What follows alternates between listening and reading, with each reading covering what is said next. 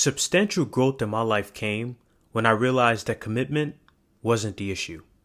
When people recognize in their lives that it's time to grow of any magnitude, right? If it's substantial growth, if it's wanting to be consistent, the first place people look is the elements that they need to commit to.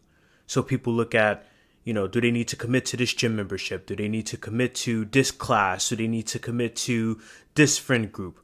But people often fail to recognize that the first step is the process of decommitment, and that no element of commitment will be sustainable if you haven't yet assessed the components to decommit first. And so I find this equivalent to building a farm on a landmine field. You can try your best to bear fruit with what's given to you, but you will constantly find yourself at the starting point when you realize that there are elements in your core that are unhealthy for you to get to the place you need to be. And so you equip yourself with all of these layers and you confuse it for structure.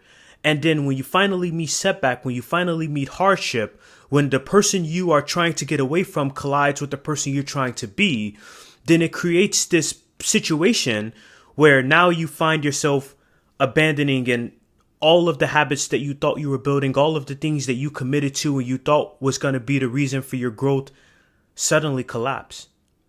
And so we must understand that if we want to seek the growth in our lives that puts us in a place where we can't even recognize, it first comes with the reality that decommitment is the priority. We want to commit to lots of great things in our lives that will be of significant benefit. But if we don't decommit first, it will bring everything down.